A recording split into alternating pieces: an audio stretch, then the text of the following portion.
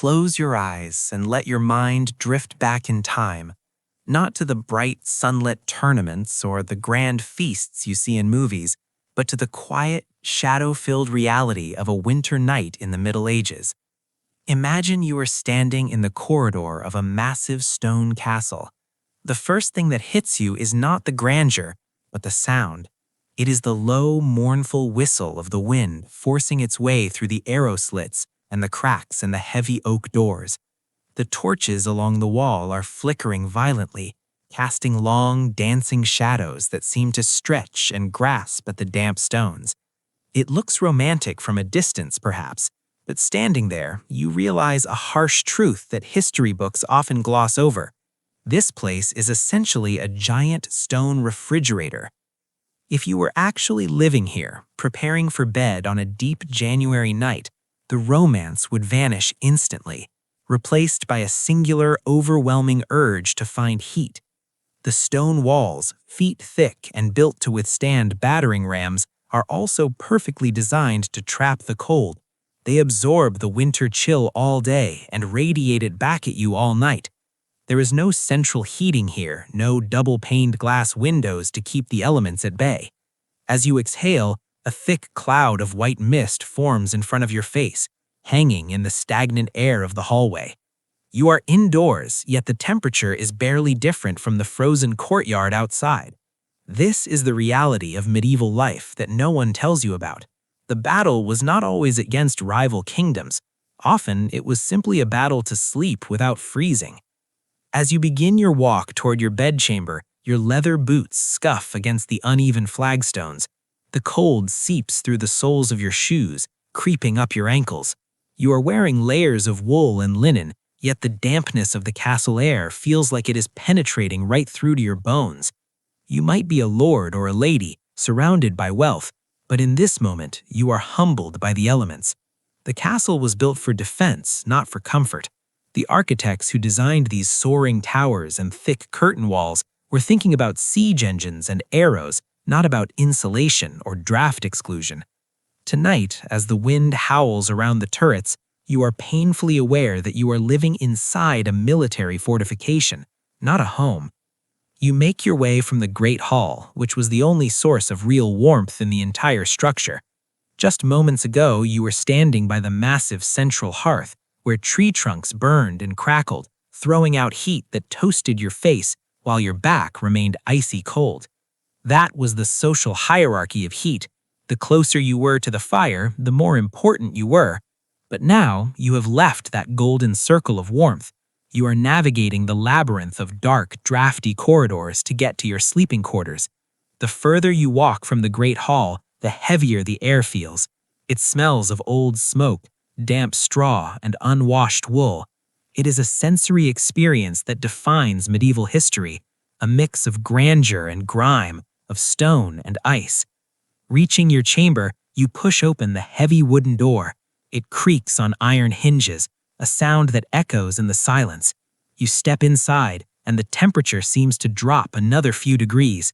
This is where the real challenge begins. You are tired, your body is heavy with exhaustion, but the room is hostile.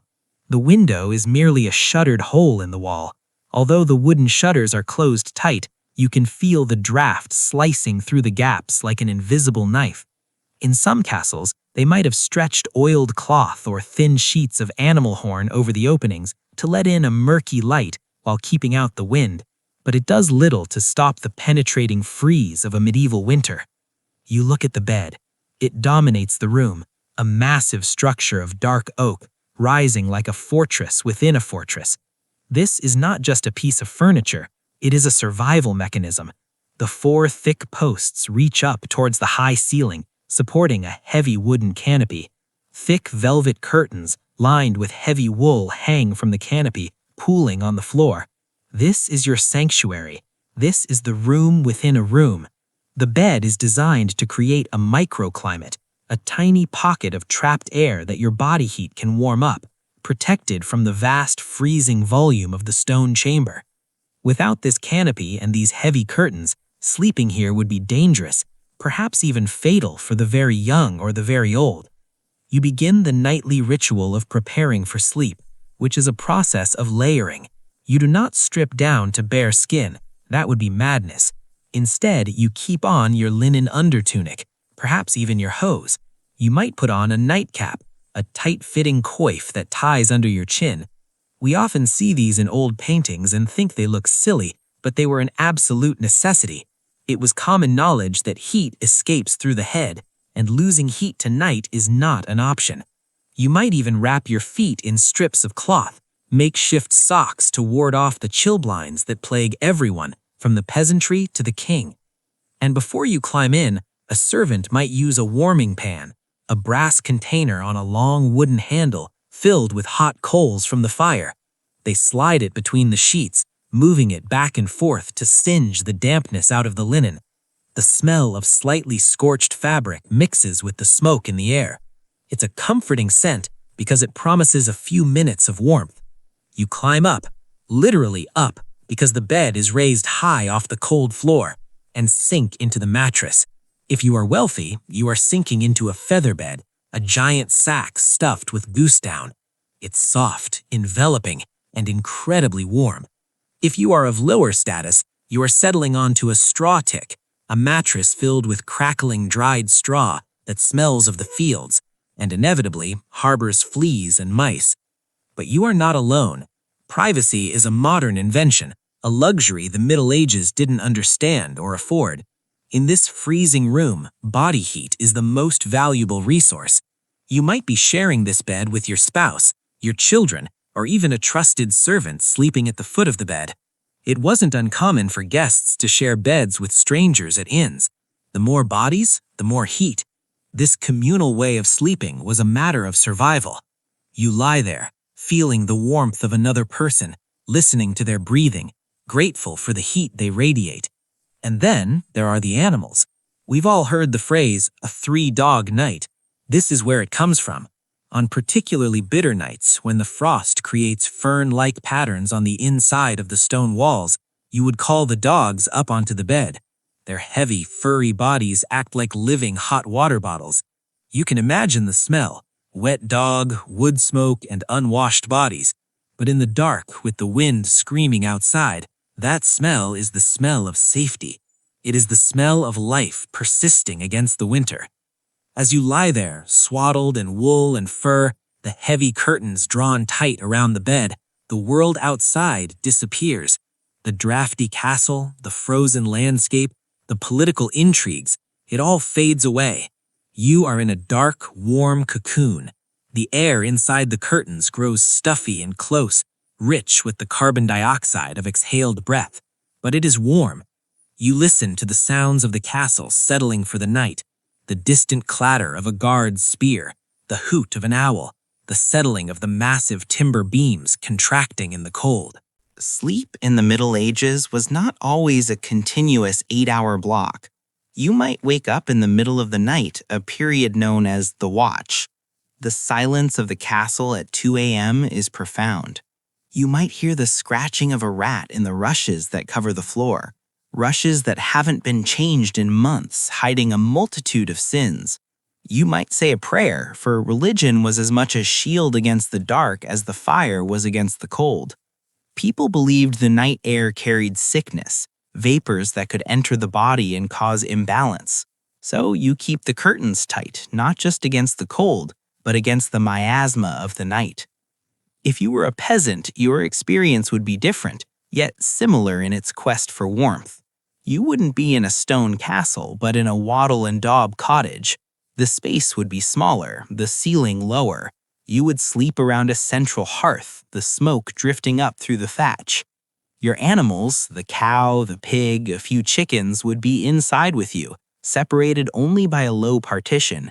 The smell would be intense, overpowering to a modern nose, but the heat generated by those large animal bodies kept the cottage from freezing. You would sleep on a pile of straw, huddled together with your entire family under a single rough wool blanket.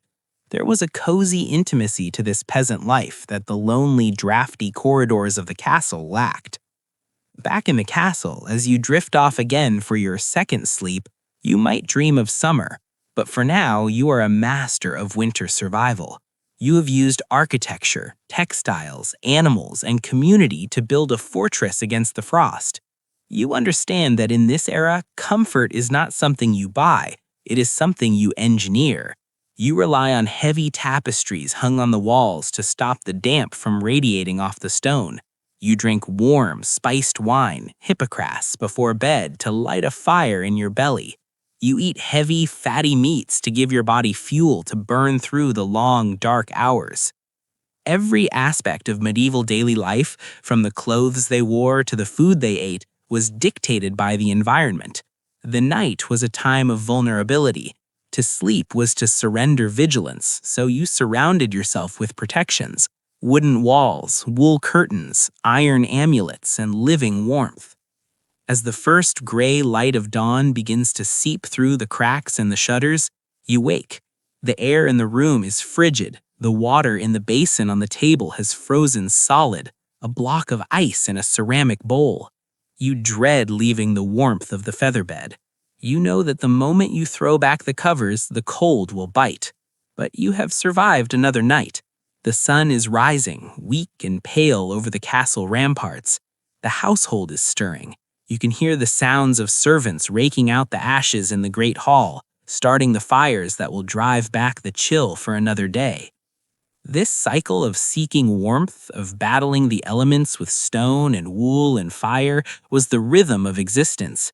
It makes you appreciate the thermostat on your wall, doesn't it? But there is something to be said for that medieval resilience. There is a raw, human tenacity in the image of families huddled together, of dogs sleeping on beds, of tapestries swaying in the draft. It was a harder life, a colder life, but it was a life lived with a keen awareness of nature's power. So the next time you pull your duvet up to your chin and drift off in your climate-controlled room, spare a thought for the lord in his high tower and the peasant in his smoky hut. Think of the stone walls, the frozen water basins, and the three-dog nights. And as you sink into sleep, be thankful that the only thing you have to battle tonight is perhaps a vivid dream and not the creeping, relentless frost of a medieval winter. Sleep well, safe in the knowledge that the fire in your home doesn't need feeding, and the wind outside is just a sound, not a roommate.